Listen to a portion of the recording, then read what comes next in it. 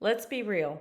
Financial stress is one of the biggest reasons women stay stuck in their jobs they've outgrown. You want change, you crave freedom, but the paycheck, the benefits, the what ifs keep you frozen. And here's the truth: financial stress isn't just about money, it's about the story you're telling yourself about money. Today, we're sitting down at a round table with four women, each representing a different leadership style. You're going to hear their stories, their struggles, and the exact coaching they need to break free. And as you listen, I want you to notice which one sounds like me. Because financial freedom doesn't start with more money, it starts with clarity, alignment, and courage. Hey, Mama, welcome to Career Growth for Working Moms. If you're stuck in a job that doesn't fit or burning out trying to do it all, you're in the right place. I'm Shannon, a career coach and fellow working mom.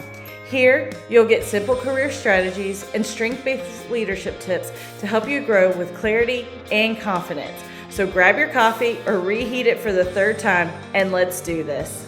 Hey, Mama, welcome back to the show. Today, we're tackling the elephant in the room: financial stress. If you've ever stayed in a job you hated because of the paycheck, if you've ever felt guilty for even thinking about leaving, if you've ever dreamed of freedom but thought there's no way with our bills, our mortgage, our kids, because financial stress isn't just about dollars and cents. It's about fear of scarcity, fear of making a mistake, fear of not being enough. So today, I'm pulling up four chairs at a round table. Each chair is occupied by one of my leadership styles: the Boss Lady in Action, the Charismatic Queen, the Heart-Centered Guide, and the Visionary Brainiac. We're going to hear how financial stress shows up for each one, and I'll coach each of them through it right here. As I do, I want you to ask yourself, which chair am I sitting in today? Before we start the roundtable, though, let me share my own story. Years ago, I stayed in a job way longer than I wanted because of money. I told myself, it's stable, the benefits are good, I can't walk away from this. But inside, I was crumbling. I was burnt out. I felt trapped. And I convinced myself that this was the price I had to pay for financial security. What I didn't realize, that the job was costing me far more than it was paying me. It was costing me my health, my joy, my presence with my family. It wasn't until I reframed financial freedom not as millions in the bank, but as the ability to make choices that aligned with my values, that everything shifted. And that's the shift I want for you. All right, Mama, let's pull up our chairs at this round table. Picture this: a cozy but powerful space. Four women sitting with me, each representing one of the leadership styles. And as I coach them, I want you to notice, where do you hear yourself? So let's start with the Boss Lady in Action. She's the first to speak up. Shoulders back, planner open in front of her, pen already in hand. But when she looks at me, her eyes are tired. She says, Shannon, I can't leave my job. My family depends on me. I'm the only one holding everything together, at work and at home. The paycheck is the only reason I'm staying. If I walk away, everything will collapse. Can you hear the weight in her words? The belief underneath this is, if I don't do it all falls apart. So I lean in and say, Boss Lady, you're confusing productivity with identity. You've carried so much for so long that you believe your value comes from doing it all. But what is it costing you? Your health, your peace, your presence with your kids? She nods, tears welling. Yes, but if I let go, who else will do it? And this is where the shift happens. Delegation isn't weakness, it's leadership. At work, letting your team own their part doesn't mean you're failing, it means you're multiplying. At home, letting your partner or your kids step in isn't neglect, it's trust. Balance for you isn't about carrying more, it's about carrying less on purpose. So, Boss Lady, write down one thing you're carrying this week that someone else could handle. Circle the name of who could take it. And here's the scary part: you have to let them. Pause. Can you feel how her shoulders drop? That sound, that's the sound of space opening up. Okay, Charismatic Queen, you're leaning in next.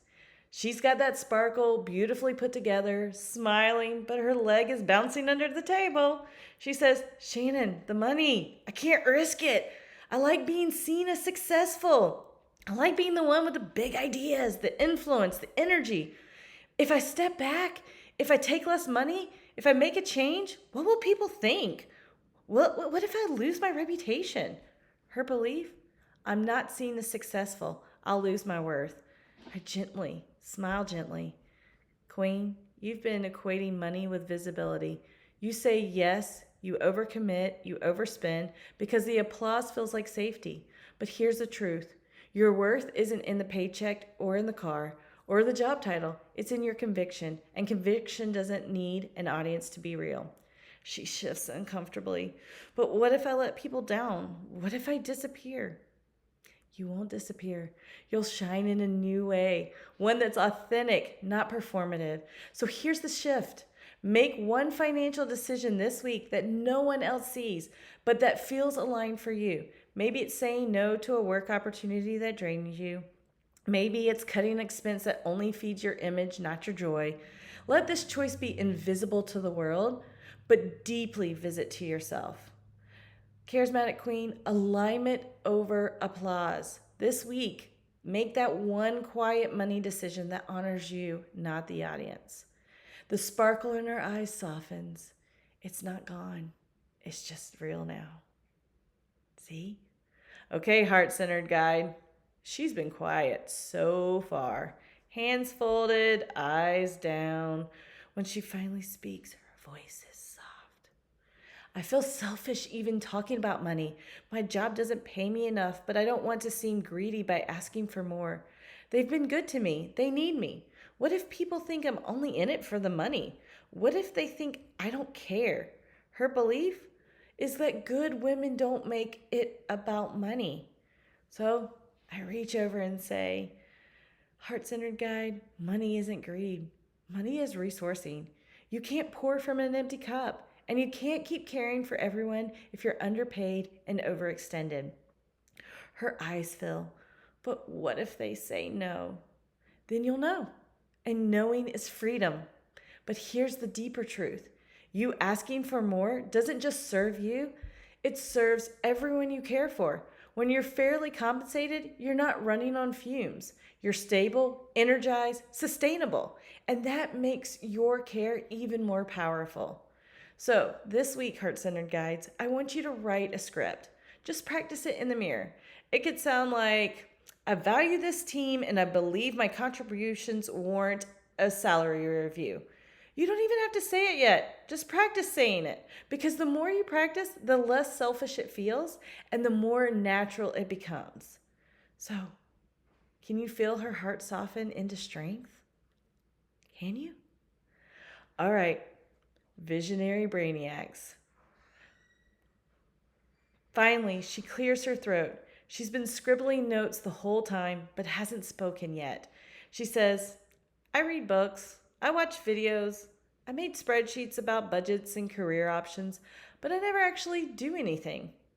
What if I make the wrong move? What if I ruin everything?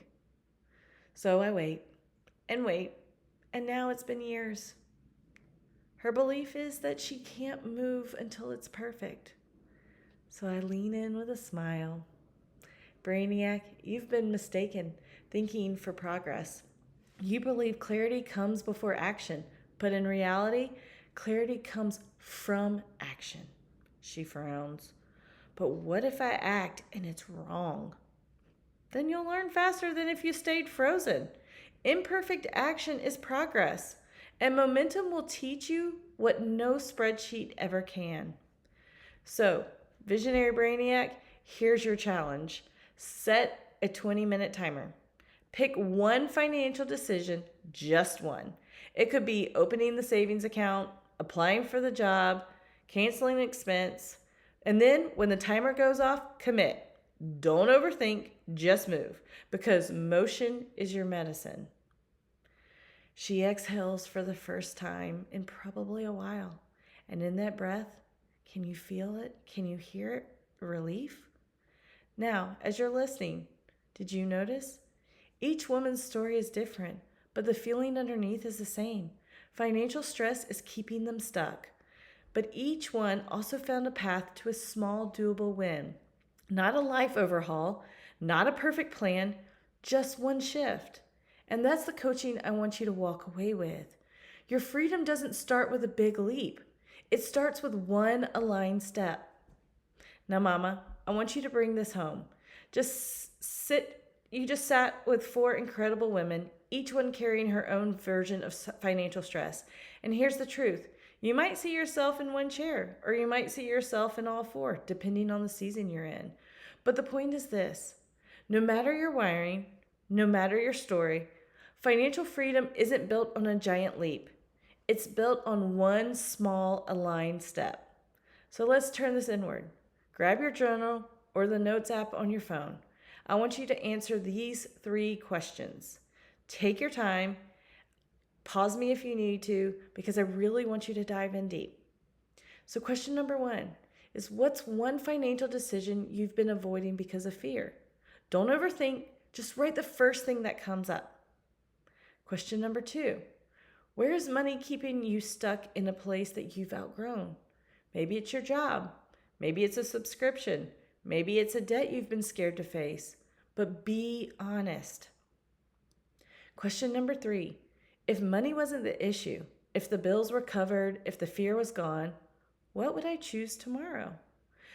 Let that land. Now, read what you wrote. Do you notice a pattern? The thing that you've been avoiding? That's where your next small win is waiting. All right, close your eyes with me for a moment. Let's take this a tad deeper. Picture yourself 1 week from now. You've taken that small step. If you're a boss lady, maybe you finally handed off something and the world didn't collapse.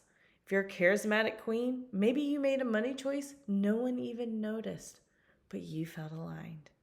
If you're a heart-centered guide, maybe you practiced your raise script in the mirror and you didn't feel greedy, you felt powerful.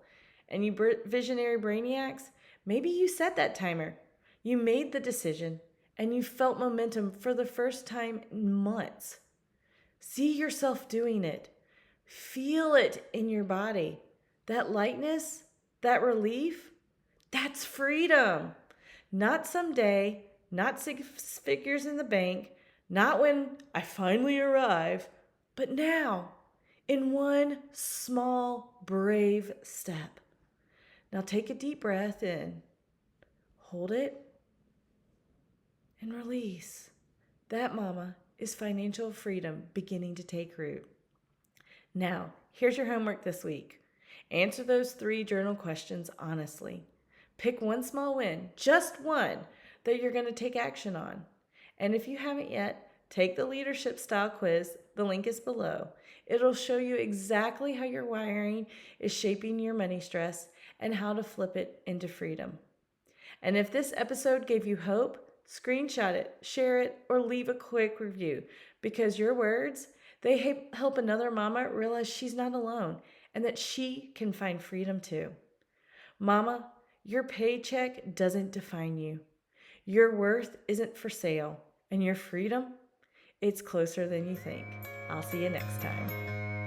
Hey, Working Mama, I hope you enjoyed today's episode. If so, would you take 30 seconds to share it with a friend who's stuck in her career but doesn't want to sacrifice her family to grow? Also, please leave a quick review on Apple Podcasts. It seriously lights me up to know this show is helping you navigate burnout, find clarity, and lead with confidence. All right, time to shut down my laptop and pretend I'm not hiding from folding that laundry. I'll meet you back here soon for another episode of Career Growth for Working Moms. You've got this.